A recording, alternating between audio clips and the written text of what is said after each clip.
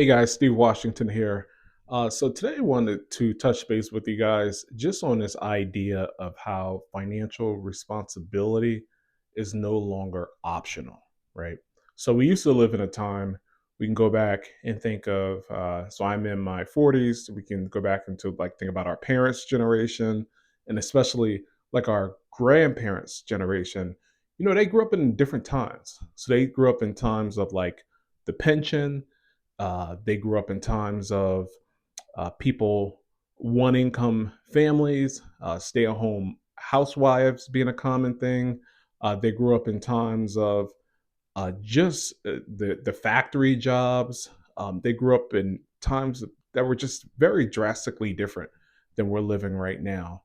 And what I'm afraid of is sometime if we are not people in the know, we can still be operating off of the old plan in the old way.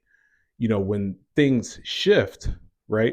Economically, government, all sorts of things, like there's never going to be like a white flag, that's hung in from the White House or from the government or something to that effect saying that, hey, look, everything is now bad. Everybody needs to shift, so forth and so on. Like it's going to be up to you to make that determination.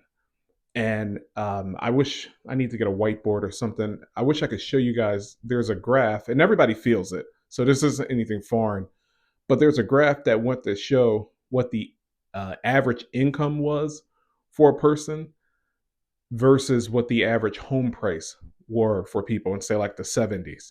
And so the income to the median or the average home price would be like a certain multiplier. So let's say it would be maybe seven. So if somebody brought home $10,000 a year, the average price of a home might have been say 70,000. I'm making those numbers up, but now it's shifted dramatically. And so if that number was say 10,000, then that same home is say 150,000 or something just crazy to that extent. And the point I'm trying to drive here is that we now live in a time where you can't not know, you know, how to invest. You can't not know how to set yourself up. Again, a lot of our parents and grandparents, they didn't have to think about really saving for retiring or retirement or investing in retirement because they had the pension. They would just take the pension. Pension did all the work for them. They just had to keep their job, keep it up, do their thing, whatever. And they went and retired and they had their pension to take care of them for most jobs, with the exception of there's still some government jobs and things that offer this. Most companies, at best, have switched over to a 401k, of which now it's up to you to invest in that. Yeah, they will probably match you up to like a very small percentage, but it's up to you to then deal with that. And not only is it up to you, now you also have to be disciplined enough to not pull from that 401k, and using it for savings or, for a car or for, just as like an emergency fund because it's not set up for that. And like, look, I'm not judging. I get it. We all have to figure out, we all have to do what we have to do. But in case it hasn't been made overwhelmingly aware to you that we do live in a time right now, white flag is raised, where the old way is gone. It's over. If you do not take the financial responsibility for yourself, um, nobody, like, the government's not coming to save you. And there's no other way I can say it. We can blame it on the government if we want. That's your right. It's your choice, your decision. We can blame it on, I don't like this administration, or I love this administration, or we're trying to clean up from the last administration, or you can blame it on anything you want, right? But while you're sitting there having those arguments, like what is that doing for your personal finances? I think about a lot of people on both sides of the aisle. I don't care what side you're on. And they say, oh, well, when so and so was in there, or now that so and so is in there. And the reality of it is, if you look at your personal finances, if you look at your personal savings, your personal investments, whatever, like irrespective of whatever's going on in there, like The point I'm trying to get at, I'm struggling a little bit here. The point I'm trying to get at is it doesn't really matter for most of us, the vast majority of us. It doesn't matter who's in government. Do we want to argue about gas prices or something, some small deviation?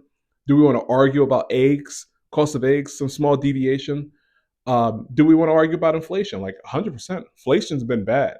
Inflation's been high, but there's a flip side to inflation that unless you're an investor and unless you're on that end of things, you may not have even known.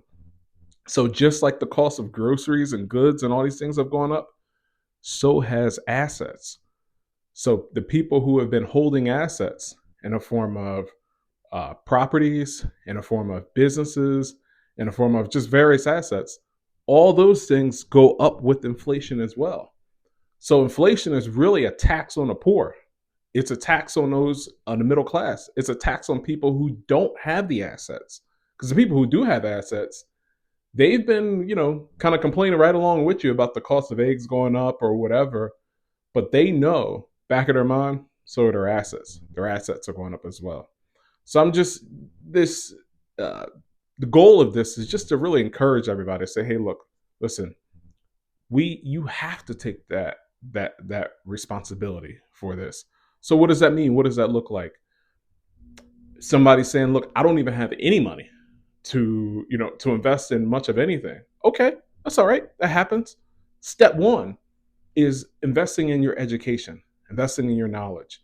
So what we do have now that our parents and grandparents did not have is we have the internet, we have YouTube, this, we have Chat GPT, we have I use an app from the free library called Hoopla, Hoopla, where the books are free. You don't even have to go anywhere.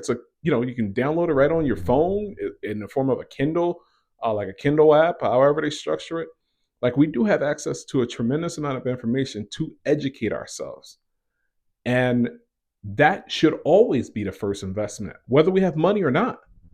So educating ourselves, step one, listening to videos like this, listening to other videos, whatever. Like it's vital. We don't have the privilege of waiting for somebody else to come and save us.